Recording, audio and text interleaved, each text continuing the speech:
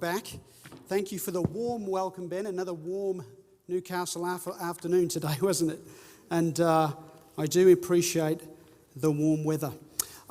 Before we get into tonight's topic, which is Did We Really Evolve? We have two sessions again tonight. We have a lot to cover, but I want to address a few questions that came in. And we had a number of questions. We'll do some each evening. And so I just want to cover a couple of questions that came in. One question came in and on the cards that says, can you explain a little bit more of the authority of the Bible if it's the only inspired book? I guess in a way, the rest of this series is going to do that. I think that if you continue to come to the series, the messages in the series, we're going to cover material that hopefully will encourage you and give you confidence that the Bible is an inspired book. I think the material that we share will help to do that. And so rather than cover details now, the subjects that we cover, I believe, will do that. Another question that came in was, when was the Bible first published? And we actually covered that in the last session, although this person may not have realized it, when we talked about the fact that the Bible was the first book printed on a printing press in around 1450 in Germany by Johannes Gutenberg. He invented the printing press, and the first book printed was the Holy Bible, and it was printed in German. And well, actually, no, it was printed in Latin. It was later translated into German. But before that, of course, it was handwritten. It was hand-copied. And that's, we talked about the many manuscripts that exist, ancient manuscripts of the Bible, and those were the source material for that copying. Another person wrote this question: why is hell happening and not a place? We're going to talk about hell. Perhaps you've wondered in the subject around God and the Bible, perhaps you've wondered about what does hell mean? What is hell all about? Where is hell? We're actually going to cover that subject in a whole full presentation. And believe it or not, I was tempted to call that subject the good news about hell. Because I guess growing up as an atheist, I had this notion of what people believed hell to be. And I thought, that doesn't sound very pleasant. Not that I'm telling you it's a holiday camp, but I'm telling you that hell is perhaps not what you may have thought it was. And we're going to unpack that subject in a full way when we cover that topic. But thank you for those questions. And as Lisette mentioned, as Ben mentioned, if you would like to ask a question, please put it in on the card. We'll collect those each time, and we'll get to those questions at the beginning of each evening. Another thing I want to say to you is we have a gift, a book that we want to make available to you. If you come to 5 nights, we want to give you that book for free. And the only way we know you've come for 5 nights is if you keep putting your card in. So please keep returning those cards when we ask for those response cards at the end of each session, and we will make sure that you get the free gift when you come to 5 nights. And it doesn't mean you have to come to the first 5, but if you come to any 5, we will give you that free gift. All right, shall we get into tonight's first session? I think we should. Okay. The first session tonight is, Did We Really Evolve? And we talked last night about evidence, reasonable evidence for the existence of God, reasonable evidence to believe the Bible. But somebody is going to say, how can we believe the Bible, particularly when the opening chapter of the Bible records how God created in 6 days? And when you look at the Bible, that seems to be in the recent past, in other words, in thousands of years ago, as opposed to billions of years ago. And how can we compare that with what the theory of evolution teaches, that I'm sure most of us would have learned in high school, certainly I did? And hasn't evolution been established as fact? And we want to look at that tonight, because that, to me, I have found to be, for many people, has been a stumbling block as to whether they can believe the Bible or not. And so that's why we want to cover this subject. So when we look at this topic, there are really 2 competing theories as to how we got here. 2 competing theories about the origins of life. One, of course, is special creation. The Bible, the opening line of the Bible says, in the beginning God created the heavens and the earth. And then it proceeds to say how God did that in a brief way.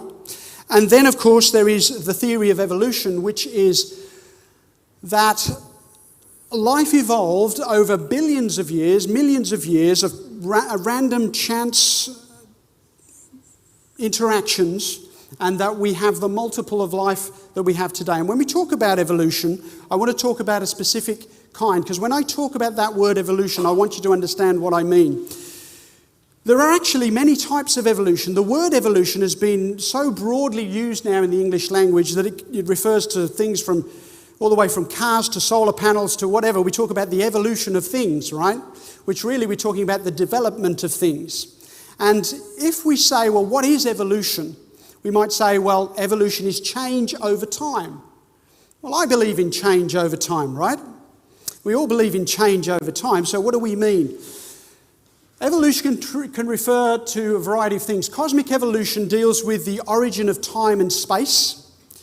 Then you've got chemical evolution, which obviously is the origin of chemicals. Then you've got stellar and planetary evolution, the origin of stars and galaxies and planets.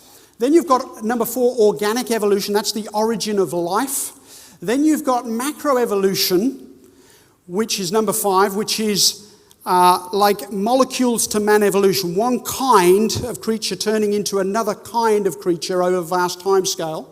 And then finally, number 6, you've got what we call microevolution. And microevolution is what Charles Darwin observed. Charles Darwin observed what he called natural selection. We might call it adaptation or variation within a kind. And that is the one, number 6, that's the one we can absolutely readily observe.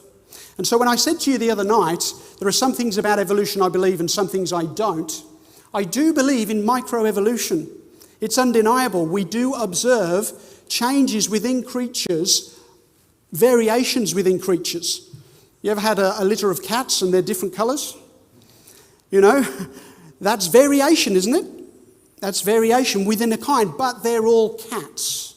And so what I want to say is the only one of those that we've actually observed is microevolution. And this is important from an understanding of science. Science is the ability to observe, record, and repeat experimentation so that we can know that this process produces this result.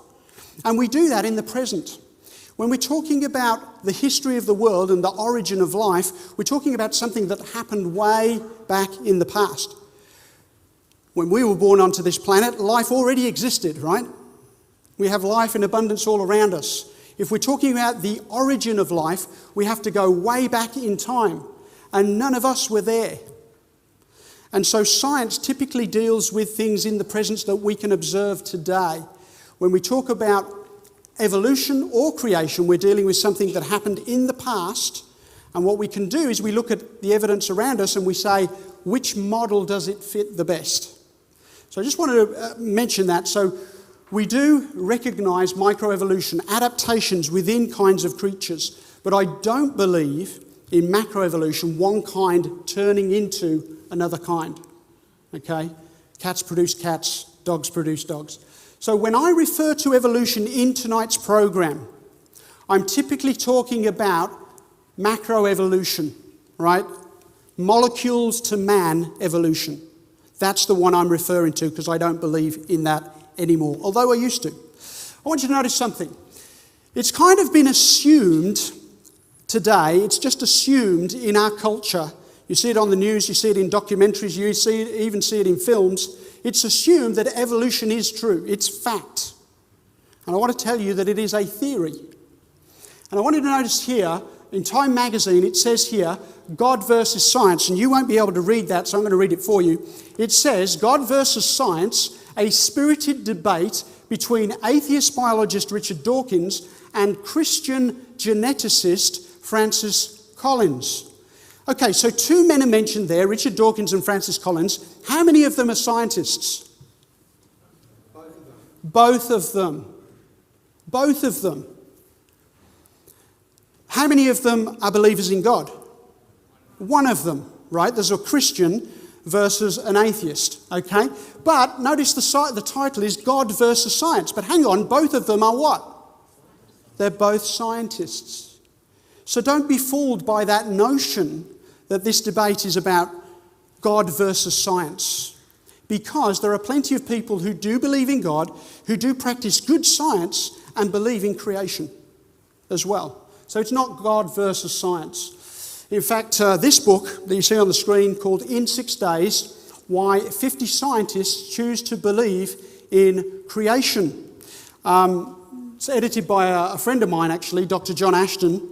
And the way this book came about was there was a female student at a Sydney university, and she was in one of the science classes, and the lecturer up the front was talking about evolution, and he was saying, no scientist with a PhD would ever believe that God created in 6 days.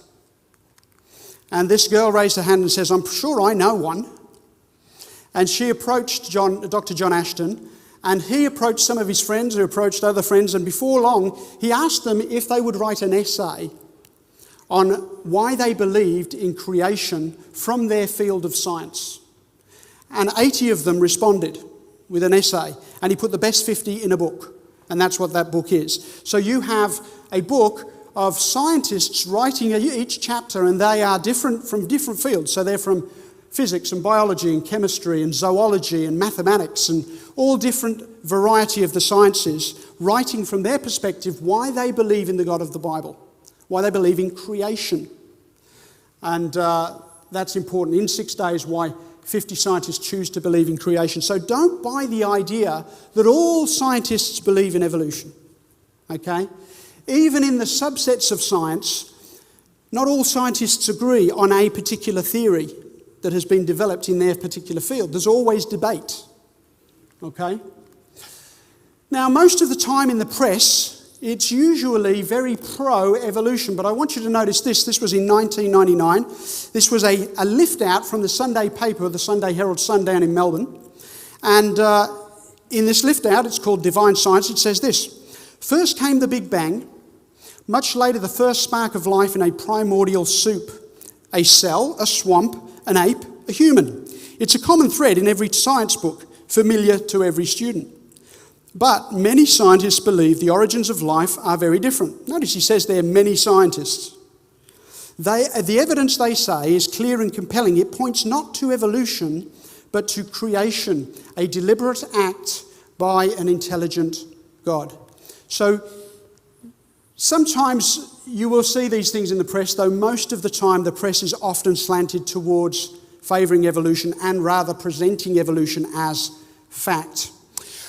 Well, one of the subjects that has a bearing on this whole origins debate is how old is the earth anyway, right? Because the Bible says that God created just a few thousand years ago, and then you have, obviously, the assumed age of the earth is 4.5 billion years, okay?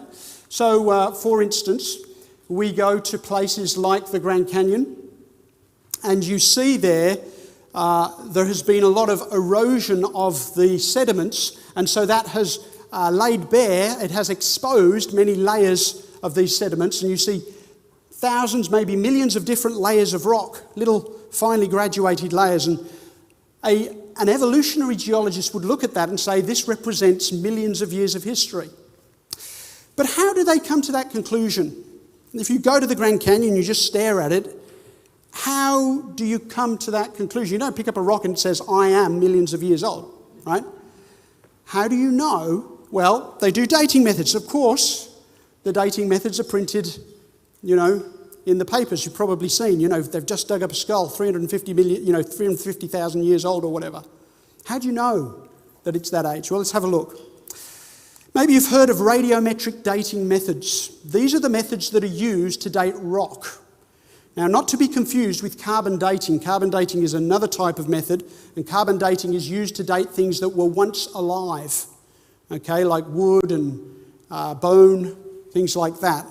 But when we're talking about radiometric dating methods, we're talking about dating rock, and they use methods such as potassium, argon, uranium, lead, rubidium, strontium, and they compare the elements in the rock. Let me tell you briefly how it works, not being a geologist myself. However, let me tell you how it works. Let's suppose you take the uranium lead method. You take a piece of rock, you take it to the lab. They examine how much uranium and how much lead is in a rock. You see, uranium is a radioactive element, right? As it decays, lead is a daughter product that is produced. And they measure how much uranium is in the rock and how much lead has been produced. And they know what the current rate of decay is today. And so you extrapolate backwards until there's no lead in the rock. Bingo, you have your date for the rock. 3 million years old. However, it has become apparent that there are some challenges to these methods, problems with these methods. Number one, how much of each substance was in the rock originally? In other words, if there was any lead present in that rock at the formation of that rock, that's going to change dramatically how old that rock is assumed to be. Has the decay rate remained constant over millions of years? I think it was 1911 when they first began to use these methods of dating the rocks. How do we know that decay rate has remained constant over millions or nay billions of years? And thirdly, was any of each substance added by an environmental change or a catastrophic event, such as an earthquake, volcanic eruption, or flooding? Because they've come to understand more recently that these things can alter the results that you find in those rocks. Let me just read this. This is Frederick Juneman, and he wrote this. He says, "The age of our globe is presently thought to be some 4.5 billion years based on radioactive rates of uranium and thorium. Such confirmation may be short-lived, as nature is not to be discovered quite so easily.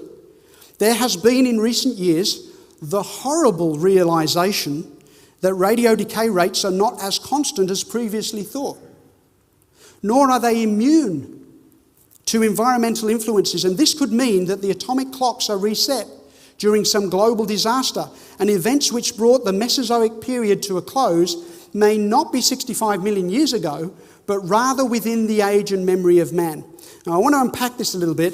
When he talks about the Mesozoic period, that's approximately 65 million years ago, he's saying that those rocks that are dated as 65 million years old may not be that old if the method is flawed.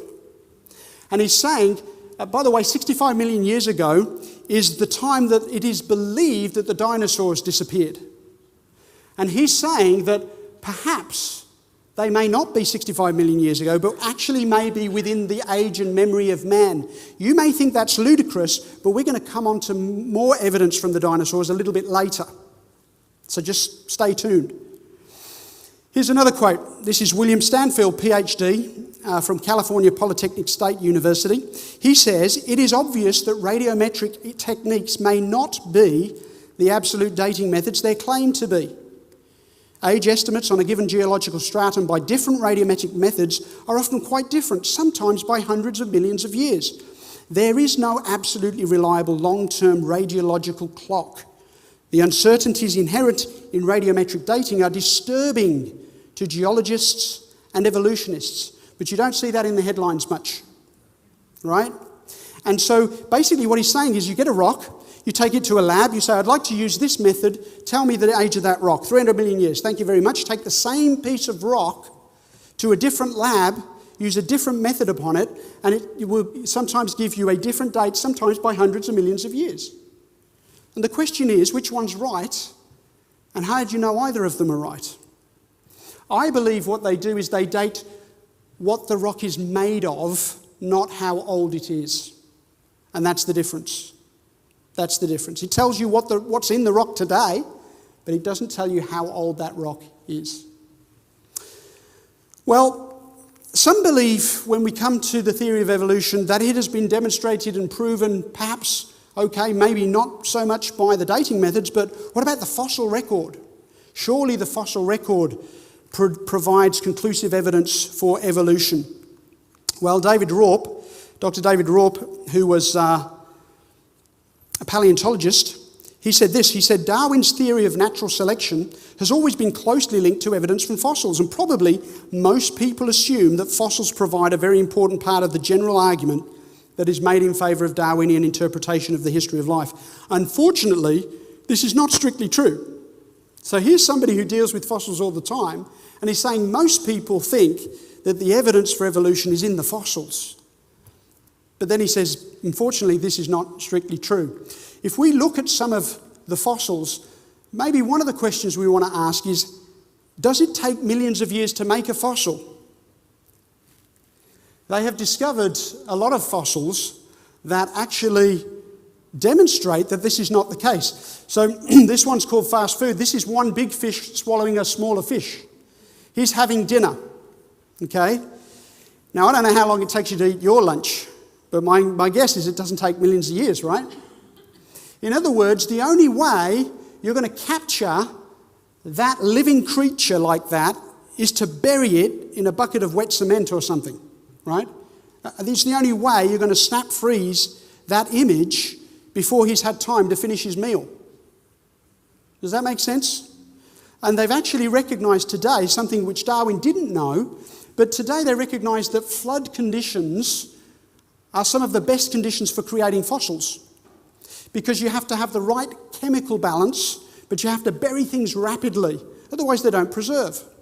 If I have a little dog, and if my dog were to die, I hope that doesn't happen, but if my dog was to die and we just put him out there on the lawn and we said, don't touch the dog, it's fossilising, how many of you believe that it will fossilise? It's not going to fossilise. The birds will be pecking at it. It's going to break down. Yeah, I know, not a very pretty picture. The wind and the rain is going to, come upon it. The sun's going to beat down on it. It's not going to be there. You've seen roadkill, right? It's not going to be there in 1,000 years' time. The only way you create fossils is you have to bury them rapidly. Otherwise, they're not preserved. And especially when you have images like this, where you have these images that are obviously captured very rapidly, otherwise he wouldn't have finished his meal. This is a famous fossil of an ichthyosaur. This is an extinct sea creature, but this ichthyosaur is actually giving birth to another ichthyosaur. How long does it take to give birth, ladies? Millions of years. Probably feels like that at the time, but it doesn't take millions of years to give birth. And the only way you're going to capture this is if you bury it rapidly. Darwin, he talked about fossils, but let me talk about this one. There are many, I think there are over 500 examples of what we call living fossils. That means that you have them in the fossil record, supposedly millions of years ago, but you can also find them alive, the same creature today on the earth. And the horseshoe crab is one of those. The coelacanth is another. And there are 500 examples of living fossils. They're supposed to be millions of years old because they're in the fossil record, but they haven't changed. Why have they not changed? Well, perhaps the fossil isn't that old. And we know that the dating of the fossils is based on the rock around them. We've already talked about the dating methods for rocks. And then, of course, there are soft tissue fossils that have been found, like jellyfish, for instance. Darwin wrote in one of his books that no soft tissue creature could ever be found fossilised. Well, we found lots of them now. We've even found raindrops that have been fossilised. So here we have soft tissue creatures like jellyfish that have been fossilised. And, you've probably seen jellyfish wash up on the beach from time to time, right? How long do they last? Millions of years. Well, no, it doesn't take one afternoon for, the sun beating down on them. They don't last very long. So you have to have specific conditions for burial. Well, when we talk about fossils, there was a very fascinating experience. Dr. Mary Schweitzer was working on a leg bone of a T-Rex dinosaur. The dinosaur was discovered in 1990. She was working on this leg bone a few years later, and they found soft tissue in the dinosaur leg bone. Okay, it hadn't fully fossilised. In fact, they went as far as to say they have found blood vessels and blood cells. How many of you have seen the film Jurassic Park? And you know how they get the dino DNA out of the mosquito. You remember that? Out of the mosquito covered in amber? Well, they don't need to do that anymore because you can get dino DNA from soft tissue from dinosaurs, if you really wanted to do that. And this isn't the only one. They've since found many other dinosaur bones that have soft tissue in them. And they're saying, how is it possible that these remains are actually 68 million years old? And yet we've still got soft tissue. Not only is it soft tissue, they actually can pull it apart and it springs back. It's elastic. And it's a real challenge to the idea that it's 68 million years old. I believe that it's not that old. I think that it's probably not that old. All this was recorded in an SBS documentary called Dinosaurs: The Hunt for Life. You may have seen it. It was on a couple of years ago. And this is well publicised now, but it's a real challenge to the evolutionary idea that dinosaurs died out 65 million years ago. They had a Chicago conference where they brought together a lot of the leading evolutionists. And this was back in October 1980. Does anybody remember that? But here's a quote from it. It says, "Evidence from fossils now points overwhelmingly away from the classical Darwinism most Americans learned in high school." So that's what they were saying in 1980. But most of us learn the typical story in school, and the research, we're not catching up on the research that's actually telling us, there's something wrong with the theory. There are holes in the theory. It's interesting, in the Bible, there's a line in the Bible from the book of Job which says, "Where were you when I laid the foundations of the earth?" It's probably a valid question. This is God asking a question of somebody in the Bible. Where were you when I laid the foundations of the earth? And the answer is, we weren't there at all. None of us were there. And the biblical account is that God created the world and he created the life upon it. And some people are challenged by that because they think about the extraordinary power, the extraordinary wisdom that God must have to do that. And they say, that's too big for me. Well, let me tell you, the God of the Bible is big, right? He's bigger than your imagination. There's a verse in the Bible that says, nothing is too hard for him. You have to expand your concept of what God can be, because the Bible declares that not only did he create the earth, he created the heavens and he stretched out the heavens, the Bible says. So we have to grow our idea of what we think God is, because he's much, much bigger than that. Professor Michael Behe, he's a biochemist, and he began research into DNA and other systems in the body. And he wrote a book called Darwin's Black Box, because he was an evolutionist, but he began to see that he was seeing evidence that challenged Darwinian evolution. He says this: "In the face of the enormous complexity that modern biochemistry has uncovered in the cell, the scientific community is paralyzed. No one at Harvard University, no one at the National Institutes of Health, no member of the National Academy of Sciences, no Nobel Prize winner, no one at all can give a detailed account of how cilium or vision or blood clotting or any complex biochemical process might have developed in a Darwinian fashion. But," he says, "we are here. Plants and animals are here. The complex systems are here. All these things got here somehow. If not in a Darwinian fashion, then how?" And then he writes another passage in the book, and I had a friend of mine do this cartoon. So you look at the cartoon and imagine what's being written here by Professor Michael Behe. He says, "Imagine a room in which a body lies crushed, flat as a pancake. A dozen detectives crawl around examining the floor with magnifying glasses for any clue as to the identity of the perpetrator. The detectives carefully avoid bumping into the pachyderm's legs as they crawl and never even glance at it.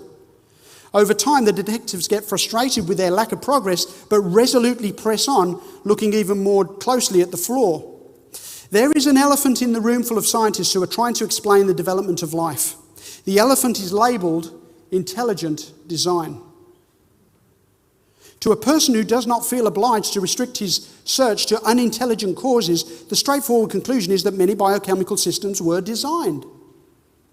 They were designed not by the laws of nature, not by chance and necessity, rather they were planned." The designer knew what the systems would look like when they were completed. The designer took steps to bring the systems about.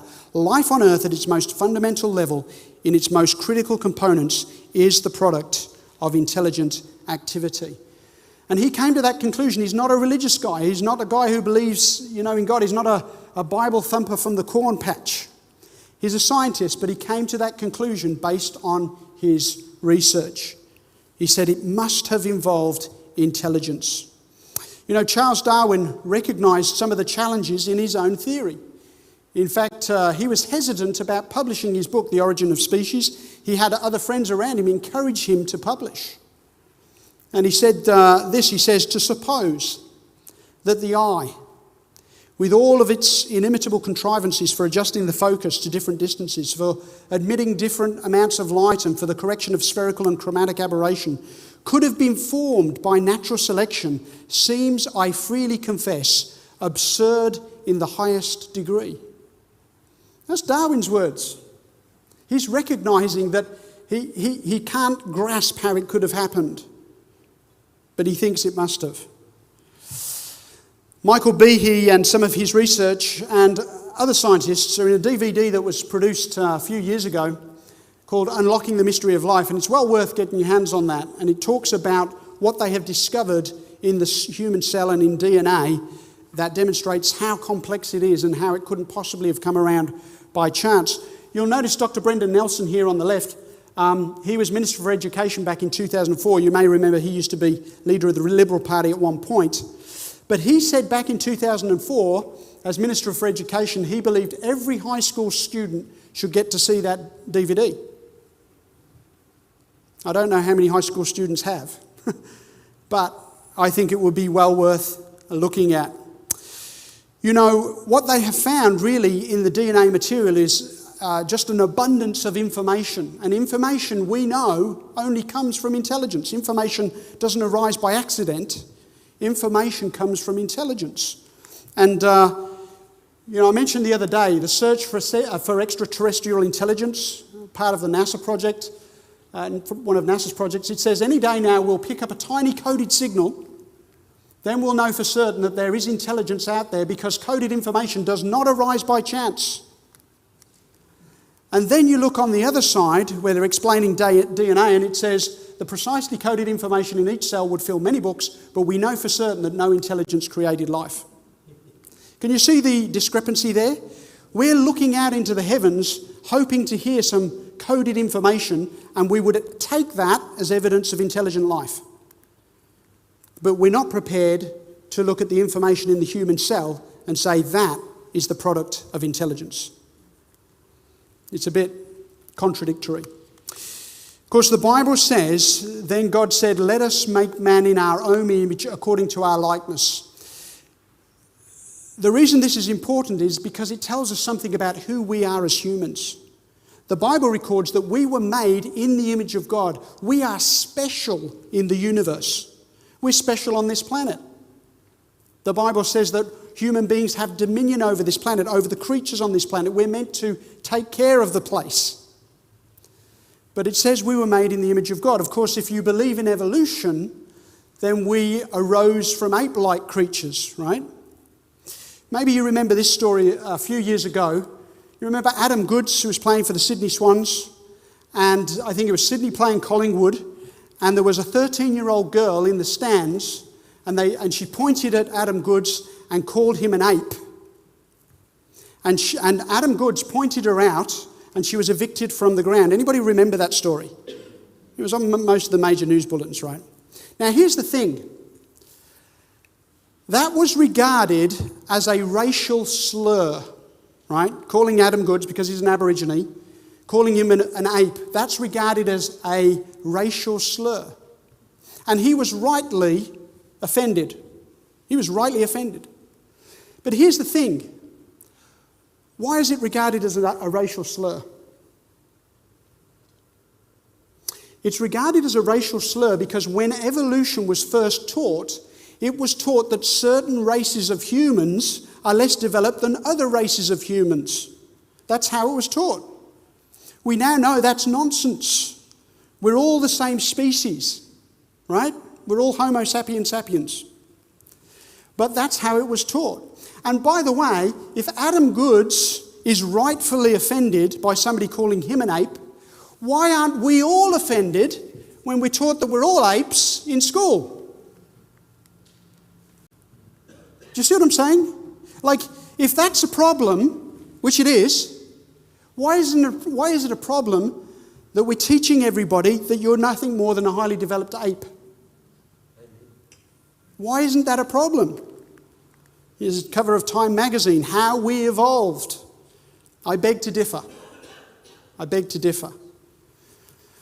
And then I remember when I first became a Christian and I started to read the Bible and started to study into it, and a friend of mine says, "You mean to tell me you believe in Adam and Eve? Really? You believe in Adam and Eve?" And I said yes, and then he thought I'd really lost the plot. But did you know that scientifically we all go back to one single female and one single male? Are you aware of that? Scientifically. I mean, put the Bible aside for a moment. This is the Washington Post back in 1995. That's a while back. But notice what it says. The headline is Genetics, an evolutionary mate for Eve. About 10 years ago, when he says about 10 years ago, he's talking the mid-80s, right? The mid-80s. This has been around for a while.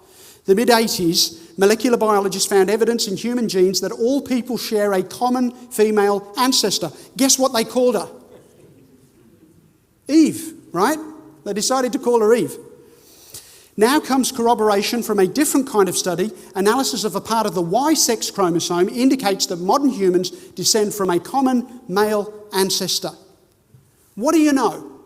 Genetics tells us that we're all descended from one common female ancestor, they call her Eve, and we're all descended from one common male ancestor. Who'd have thought? And people think we're strange for believing in Adam and Eve. It's scientific. This is the same report published in newspaper in 2002. Could this be the real Eve? It's probably very close to what she looked like. We don't have any photographs, so we wouldn't know. So there are many inconsistencies with the theory of evolution. So if you believe in the theory of evolution, then you see certain kinds that you believe to be closely related. So when you look at these two dolphins, for instance,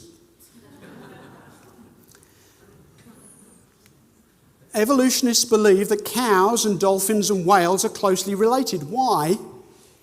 In fact, you've heard of the sea cow? Right.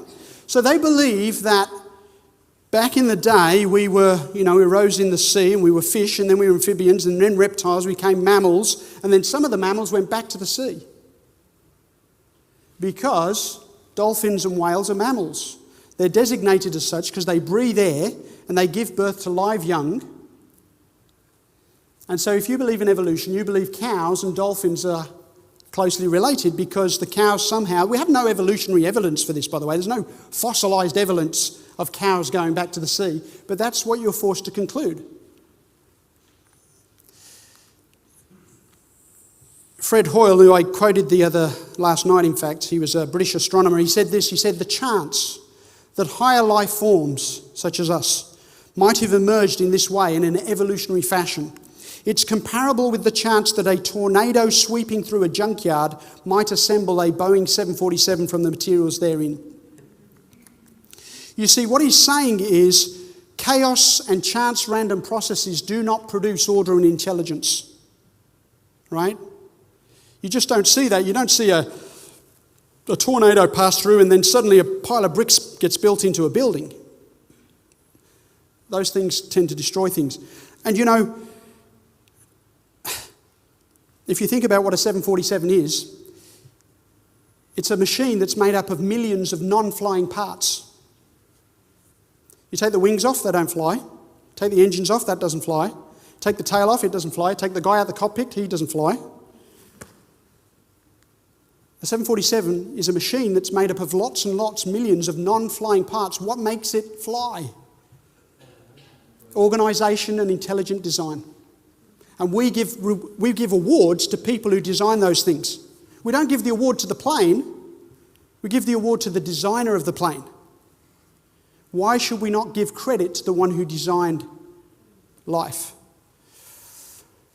What about birds? Birds are infinitely more complex than aeroplanes. You know, they can navigate themselves, they can feed themselves, and they can reproduce after their kind. Never seen a 747 do that, right? Bible says, but now ask the beasts and they will teach you, and the birds of the air and they will tell you, or speak to the earth and it will teach you. And of the fish of the sea will explain to you. Who among these does not know that the hand of the Lord has done this? Darwin said if it could be demonstrated that any complex organ exists that could not possibly have been formed by numerous successive slight modifications, my theory would absolutely break down. I believe they've demonstrated that in abundance since the time of Darwin. And so he's saying himself, his theory would absolutely break down. I think it has. You know, up until the mid-19th century, pretty much all the scientists in the Western world believed that God created the heavens and the earth. In fact, all of the major sciences were started by people who believed that God created the heavens and the earth. Science was born out of a belief that God designed. Malcolm Muggeridge, who's a British journalist and philosopher, he said, I myself am convinced that the theory of evolution, especially the extent to which it's been applied, will be one of the great jokes in the history books of the future.